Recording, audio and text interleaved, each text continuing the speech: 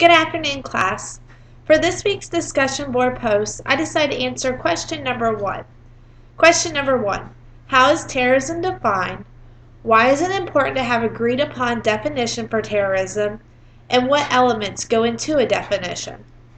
Last fall, I took a terrorism class, and throughout the whole semester, we were always attempting to define what terrorism actually is. We looked at one study that examined 109 different definitions of terrorism and found 22 points that reoccurred in each of those 109 definitions. The consensus then was that these 22 points are a better way to define terrorism. Some of these points were violence, force, political motivation, feelings of fear of being terrorized, threat, method of combat, strategy or tactic, plan, and outside the norms of society. Our textbook author goes deeper into the definition of terrorism and states terrorism consists of 3 related phenomenons. If one of these phenomenons is missing, then therefore it is not terrorism. These 3 phenomenons are terrorist acts, terrorist targets, and terrorist objectives. While exploring Snow's examples for each of these 3 phenomenons, we will also see a relationship between some of the 22 points for defining terrorism and his arguments. First, terrorist acts are defined as upsetting the normalcy of life, illegal, frightening the intended audience, political goals, causes widespread disorder, gain publicity, overreaction by the government and retaliating against the terrorists, punishment, and focuses on non-combatants and to injure or kill. So therefore the acts that the terrorists are taking part in are, if they take part in these acts, then these acts are creating these principles that Snow has defined, such as frightening, upsetting normalcy, non-combatants. And then next, Snow divides terrorist targets into 2 related categories. These categories are people and physical targets. For physical targets, the attacks are designed to disrupt and destroy societal capabilities and to demonstrate the vulnerability of the targeted society. Snow also mentions a distinction of terrorism is cost tolerance, or directly hitting the target and population to instill that it is easier for the population to prevent them from attacking back. So therefore, the list of these targets, terrorist targets, that Snow defines are once again people and physical targets, and if these can fall into terrorist actions for their targets.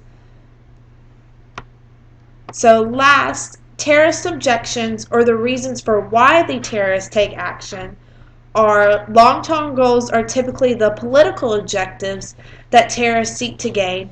For example, spreading their political beliefs and ideologies across various countries. Short-term objectives of the terrorists could be to boost group morale or recruitment. Other objectives are to demonstrate the terrorists' continuing viability and reminding their targets of their presence. So terrorists achieve these objectives by attempting to overcome the will of their targets. So once again, Snow argues that in order to have the definition of terrorism and for something to be considered an act of terrorism, we have to have these terrorist acts, these terrorist targets, and these terrorist objectives. If one of these are missing or not classified, then it is not defined as terrorism.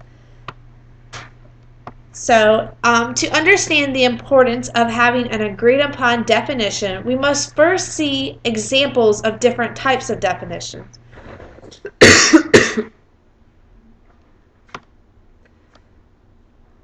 So when H. Cooper gives a definition of terrorism, and he quotes the intentional generation of massive fear by human beings for the purpose of securing or maintaining control over other human beings. Another definition from the Department of Defense says, the unlawful use of or threatened use of force or violence against individuals or property to coerce or intimidate governments or societies, often to achieve political, ideological, or religious objectives. And last, Martha Crenshaw defines terrorism as terrorism is not mass or collective violence, but rather the direct activity of small groups, however popular these groups may be, even if supported by a large organization or political party, the number of active militants who engage in terrorism is small. Therefore, by just looking at these three definitions of terrorism, we already see that different people believe terrorism are different things. However, there is a common underlying theme amongst all three of them. And so therefore it's important to have an agreed upon definition, because Snow says having an agreed upon definition of terrorism helps answer questions about potential terrorist activities, but unfortunately such an agreement does not exist, end quote. So without a clear definition that is across the board with all agencies, then some groups may think a certain situation could be a potential threat, and some may ignore the situation because they may believe it is not a terrorist threat. And we've already seen that different distinctions and definitions are based on different organizations. However, despite all these different definitions of terrorism, we have seen some of the same elements go into the definition. Violence, the fear of being threatened, political, maintaining the terrorists trying to maintain some type of control, advancing their ideologies and their beliefs. So this is all I have for you this week. Thanks for visiting my post. I look forward to your response, and have a great weekend.